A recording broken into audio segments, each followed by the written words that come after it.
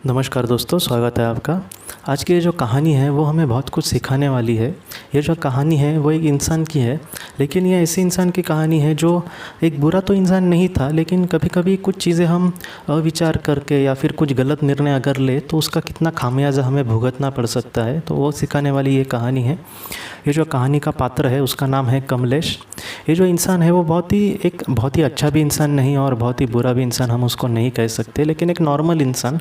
लेकिन ऐसे ही लोग मुझे लगता है कि पृथ्वी पर ज़्यादा होते हैं, जो एकदम बुरे भी नहीं होते, जो एकदम अच्छे भी नहीं होते, लेकिन एक कभी कभी उनके कुछ डिसीजन इस तरह से गलत हो जाते हैं कि उनको भी नहीं पता कि उनके सामने क्या वाक़या आ सकता है।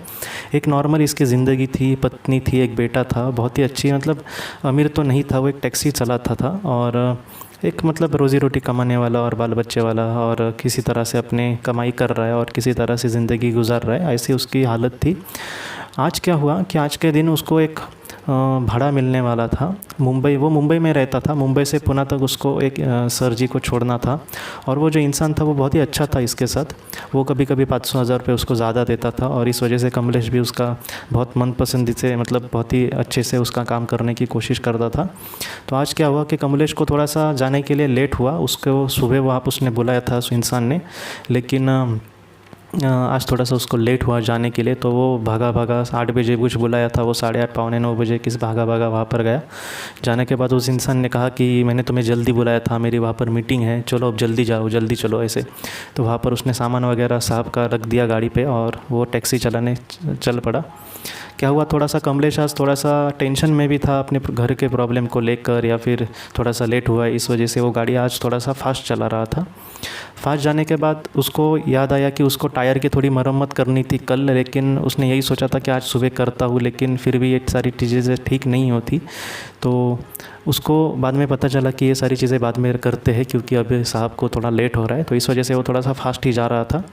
ये जो प्रवास है ये जो सफ़र है वो इतना भी छोटा नहीं है, वो अपने हिसाब से गाड़ी चला रहा था। और मुंबई ख़त्म होते होते एक झोपड़पट्टी टाइप ऐसा एरिया लगा, और वहाँ पर एक बच्चे को उसकी गाड़ी थोड़ी सी लगी और वो ऐसा जाकर गिरा। अब बहुत ही ये भी जल्दबाजी में था और इसने यही सोचा कि जाने दो, और वहाँ से ही चला, क्योंकि वो उस एरिया को कमलेश बहुत ही अच्छे से जानता था। क्योंकि उसका घर भी वहाँ पर ही था। ये देखकर ये सारी चीज़ें इसको अच्छी नहीं लगी। जो पीछे जो इंसान बैठे थे उन्होंने कहा कि तुमने गाड़ी क्यों नहीं रोकी, उसको कितना लगा क्या लगा हमें नहीं पता। तो इसने कहा कि मैं इसी एरिया में रहता हूँ, यहाँ पर कुछ बच्चे इतने शैतान हैं कि वो कॉलेज वगैरह तो नहीं जाते, ऐसे ही कुछ करते हैं और दूसरों के गाड़ी के बीच में जानबूझकर आएंगे और साहब लोगों से पैसे लूटेंगे। तो इस वजह से आप चिंता मत करो साहब। तो इस इंसान को थोड़ा सा और अच्छा नहीं लगा। उसने कहा कि आपको कम से कम गाड़ी तो रोकनी चाहिए थी, देखने तो कि वो कौन थे। लेकिन इसने ये कहा कि नहीं, आप मेरी बात सुनो, मैं यहाँ पर ही रहता हूँ, सामने ही मेरा घर है, इसलिए मैं कह रहा हूँ आपको, आप चिंता मत करें। तो उस इंसान को अभी उसका भी कोई चलने वाला नहीं था और उसको भी लेट हो रहा था, तो इन सारी चीज़ों से वो गया। तो बाद में कमलेश ने उसे वहाँ पर छोड़ा और इस इंसान ने भी उसको 1000 रुपये ज़्यादा दिए कि तुमने मुझे वक्त पर यहाँ पर छोड़ा वगैरह। कमलेश ने भी उसके आभार माने और आते समय उसने गाड़ी वगैरह भी ठीक से मरम्मत कर दी। और जब वो अपने घर पर लौट रहा था तब उसके घर पे बहुत ही ज़्यादा भीड़ थी। तब ये सारी चीज़ें देखकर वो बहुत ही, मतलब मैं सच कहता हूँ कि कभी कभी वासुदेव बलवंत फड़के जी नाम के एक क्रांतिकारी थे, मैंने पहले भी बहुत बार उनका जिक्र किया है। उनका भी ऐसा ही वाक़या हुआ था कि उनको छुट्टी चाहिए थी, अपनी उनकी माँ बीमार थी, लेकिन छुट्टी उनको नहीं मिली। अंग्रेज़ सरकार हमेशा नाटक करती रही छुट्टी देने के लिए, और आखिर में किसी तरह से उन्होंने छुट्टी प्राप्त की और घर पे गए तो देखा ऐसा ही भीड़ थी। तो बहुत ही कुछ वाक़या ऐसे होते हैं कि थोड़ा सा मन को बहुत ही ज़्यादा दुख देते हैं। तो वैसा ही हुआ आज कमलेश के साथ। और वो वहाँ पर गया तो वहाँ के लोग वहाँ पर इस कमलेश को कहने लगे कि हम तुम्हारी राह देख रहे थे, आओ यहाँ पर, कितना बड़ा हादसा हुआ है। तो कमलेश थोड़ा सा, उसके हाथ और पैर थरथरने लगे, कांपने लगे कि क्या हुआ है। तो वो जाकर देखता है तो उसका बेटा इस दुनिया से चला गया था और उसको कुछ समझ नहीं आ रहा था। उसका 10 साल का वो बेटा था, उसको समझ नहीं आ रहा था कि ये अचानक क्या हुआ। तो उसने लोगों से पूछा कि एक सारी चीज़ें उसको, अब उसके हम समझ सकते हैं कि उसके मुंह से शब्द भी नहीं निकल रहे थे, और उसने उसको पूछा कि क्या हुआ। तो लोगों ने उससे ये कहा कि ये सुबह अपने स्कूल जा रहा था बेचारा, और अचानक क्या हुआ कि एक फास्ट जाने वाली टैक्सी ने उसको टकराया। ये क्रॉस कर रहा था लेकिन ठीक से वो क्रॉस नहीं कर पाया, पीछे आ रहा था। वहाँ पे उसको एक ज़ोर का झटका लगा एक गाड़ी का, और इस वजह से वो नीचे गिर गया और उसका सर एक पत्थर को टकरा गया। और वक्त ऐसा था कि वो टैक्सी ड्राइवर ने भी गाड़ी नहीं रुकाई, और उसके बाद तकरीबन आधे घंटे के बाद दूसरी गाड़ी मिली, क्योंकि वहाँ पर कोई भी गाड़ी नहीं थी जो इसको अस्पताल में लेकर जाए। अगर उस टैक्सी ड्राइवर ने गाड़ी रोकी होती या फिर इसको कोई और भी गाड़ी मिलती तो शायद तुम्हारा बेटा बच जाता। अब ये बात सुनकर उसका दिल ही दहल गया कि ये कौन किसकी बात कर रहे हैं, और सुबह में मेरे साथ ऐसा ही वाक़या हुआ था। तो इसने पूछा कि कहाँ पर घटी ये सारी चीज़ें, तो उन्होंने कहा उस जगह वहाँ पर। तो इसको पता चला कि वो जो उसको टैक्सी की टक्कर मारी थी वो उसने ही खुद मारी थी। तो आप समझ सकते हैं दोस्तों कि ये कोई बुरा इंसान नहीं था, लेकिन कभी कभी कुछ चीज़ें इस तरह से होती है कि हम खुद को नहीं संभाल पाते, या फिर कुछ ऐसी चीज़ें होती है कि हमें लगता है कि नहीं वो इतनी बड़ी बात नहीं है, या फिर मैं इतना तो करता हूँ, या फिर इतना भी कोई वफ़ादारी कौन दिखाएगा दुनिया में, ऐसा हम सोचते हैं। लेकिन मैं इतना ही कहना चाहता हूँ कि ठीक है, वफ़ादारी कोई इतना नहीं दिखाता, या फिर हम इतने प्रामाणिक बन के दुनिया में ठीक से नहीं जी सकते। ठीक है, आप गलत नहीं हैं, लेकिन एक छोटी सी चीज़ भी कभी कभी एक छोटी सी चीज़ भी कितना उसका बुरा परिणाम ला सकती है, ये हमें समझना होगा। अब ये जो वाक़या हुआ था वो एक इसके खुद के लड़के के साथ हुआ था, इस वजह से इसको बुरा लगा। लेकिन अगर किसी और के साथ होता तो इसको बुरा लगता, किसी की जान जाती, लेकिन इतना बुरा नहीं लगता। लेकिन कभी कभी कुछ चीज़ें इस तरह से हमारे सामने आती है कि हम उसको नहीं समझ सकते। लेकिन अगर ऐसा किसी के साथ हुआ कमलेश के जैसा, तो वो समझ सकता है कि वो कितना दुख बड़ा है।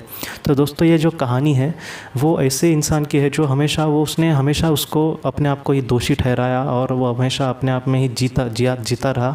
अब उस दोष को लेकर या फिर इन सारी चीज़ों को अपने कंधे पर उठाकर इस पाप को।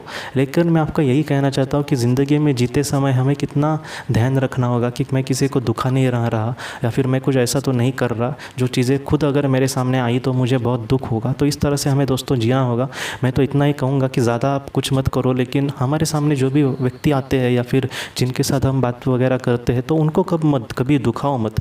जितना हो सके आप उनको मदद करो, ना मदद करो तो भी चलेगा, लेकिन प्यार से बोलना कि मैं कुछ नहीं दे सकता। लेकिन किसी को दुखाओ मत। कभी कभी कुछ लोगों को फटक से बोलने की आदत होती है, तो अरे हमारे अगर बोलने से कोई दुखी होता है तो ये बहुत ही बुरी चीज़ है। वो उसका मन कहीं ना कहीं दुखी होगा। वो अच्छा इंसान होगा तो वो कुछ बोलेगा नहीं, लेकिन कहीं ना कहीं मन में उसका थोड़ा सा दुख होगा। तो इस तरह से नहीं होना चाहिए दोस्तों। मैं ये क्यों बोल रहा हूँ, ऐसा नहीं है कि उसको दुख होगा इसलिए आप मत बोलो।